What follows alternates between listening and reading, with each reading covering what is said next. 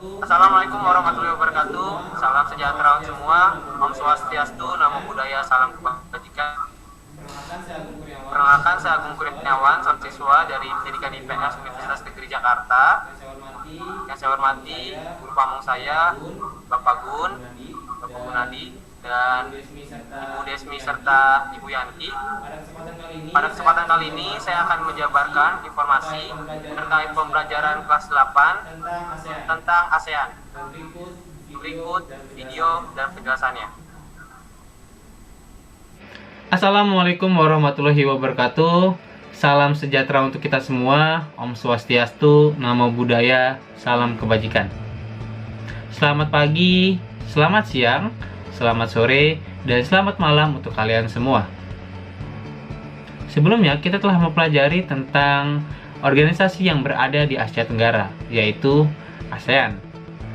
Dari mulai mengenal negara-negara ASEAN, dari mulai letak geografisnya dan letak koordinat dari masing-masing negara anggota ASEAN. Lalu kita mempelajari tentang interaksi antar negara ASEAN yang bentuknya kerjasama untuk saling support memajukan negara-negara anggota ASEAN lainnya.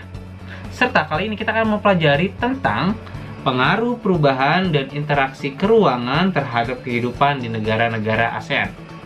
Teman-teman, pada bab ini kita akan mempelajari banyak hal tentang pengaruh, perubahan, dan interaksi keruangan terhadap kehidupan di negara-negara ASEAN.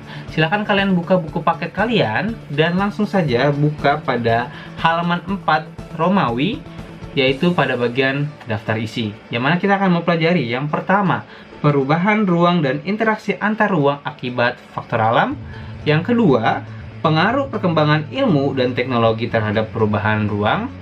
Yang ketiga, pengaruh perubahan ruang terhadap kehidupan ekonomi. Serta yang terakhir, kita akan mempelajari tentang pengaruh konvensi alam pertanian ke industri dan pemukiman terhadap perubahan ruang dan interaksi antar ruang.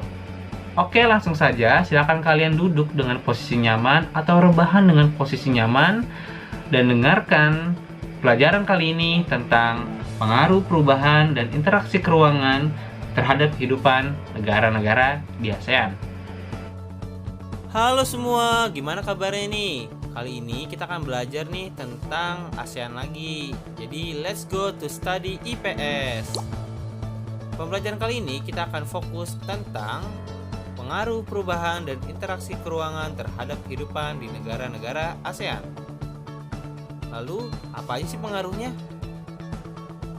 Yang pertama, perubahan ruang dan interaksi antar ruang akibat faktor alam. Pengaruh perkembangan iptek terhadap perubahan ruang. Pengaruh perubahan ruang terhadap kehidupan ekonomi. Dan pengaruh konvensi lahan pertanian ke industri dan pemukiman terhadap perubahan ruang dan interaksi antar ruang. Jadi, langsung aja kita fokus kepada poin yang pertama, yaitu perubahan ruang dan interaksi antar ruang akibat faktor alam.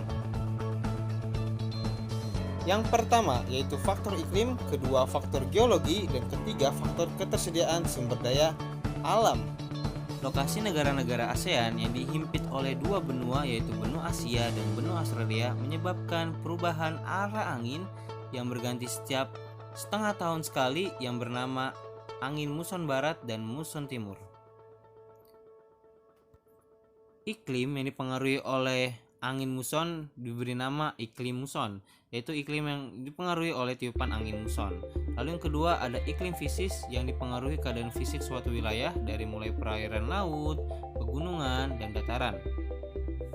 Perubahan iklim yang tidak terprediksi ini seringkali terjadi di negara-negara ASEAN karena pola lahan yang telah berubah dan juga pemanasan global sebagai perilaku manusia saat ini yang menyebabkan angin puting beliung, banjir, dan kekeringan pada tanah.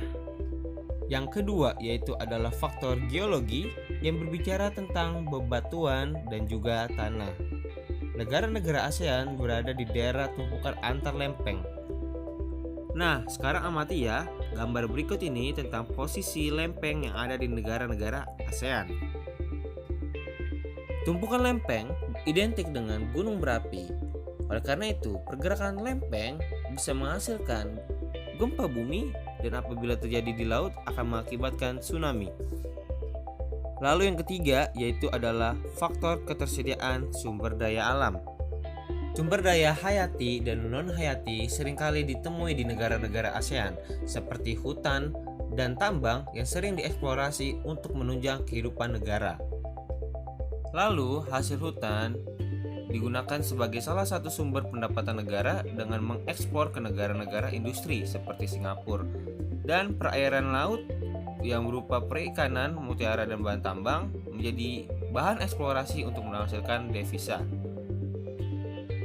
Negara-negara anggota ASEAN melakukan pertukaran SDA untuk memenuhi kebutuhannya. Kegiatan tersebut merupakan bentuk interaksi antar negara ASEAN untuk meningkatkan kesejahteraan masyarakat sebagai langkah untuk memenuhi kebutuhan masyarakat di wilayah ASEAN. Dan berikut adalah hasil sumber daya alam di negara ASEAN. Selanjutnya yaitu adalah pengaruh perkembangan iptek terhadap perubahan ruang yang terdiri dari teknologi transportasi dan teknologi komunikasi. Teknologi transportasi digunakan sebagai langkah untuk mobilitas sosial, sedangkan teknologi komunikasi sebagai langkah keefektifan dalam bersosialisasi. Mari kita bahas satu persatu. Pertama, teknologi transportasi. Perkembangan teknologi transportasi membawa perubahan aktivitas manusia yang berakibat terhadap perubahan tata kehidupan. Perkembangan sarana transportasi membutuhkan ruang sebagai sarana atau prasarana.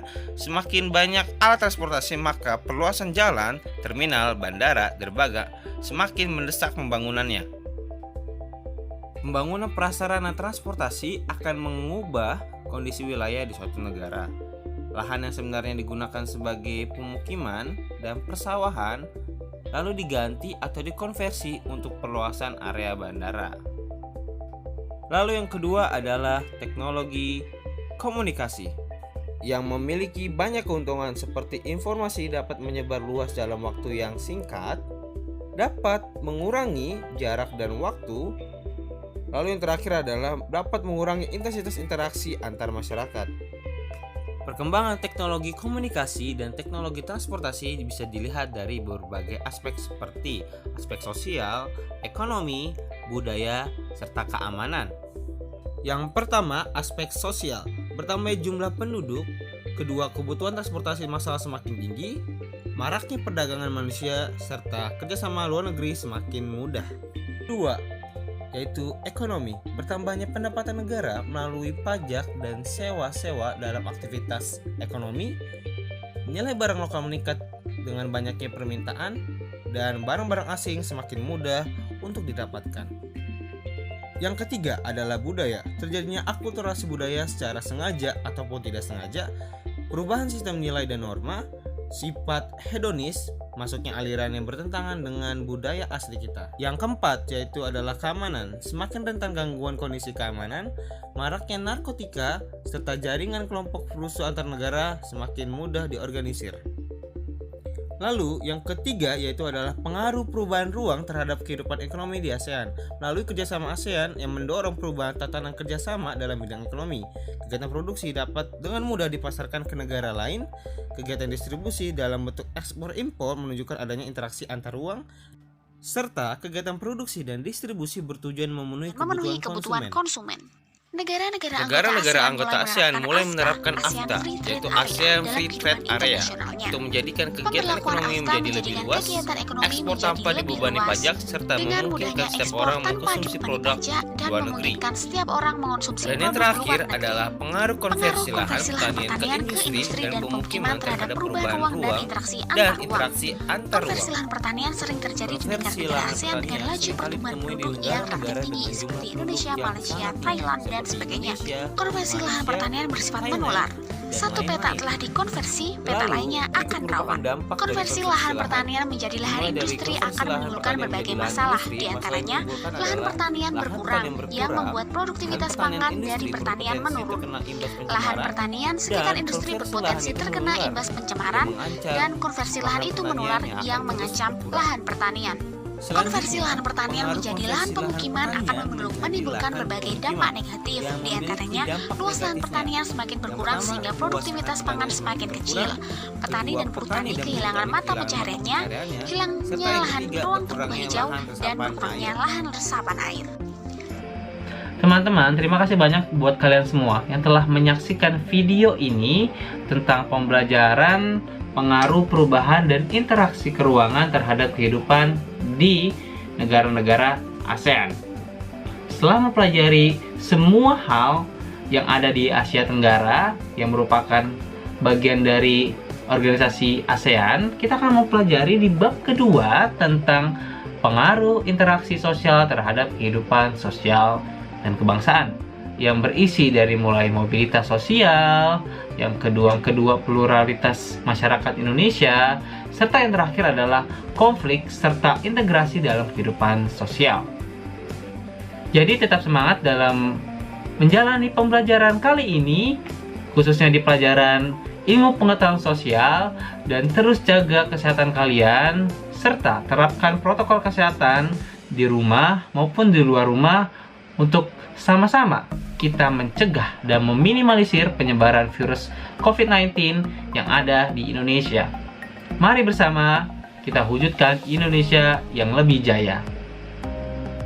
Baik, terima kasih untuk Bapak dan Ibu sekalian yang telah melihat dan mendengarkan penjabaran saya tentang pembelajaran kelas 8 mengenai ASEAN. Saya rasa cukup. Apabila ada salah kata ataupun salah perbuatan, mohon dimaafkan. Wassalamualaikum warahmatullahi wabarakatuh.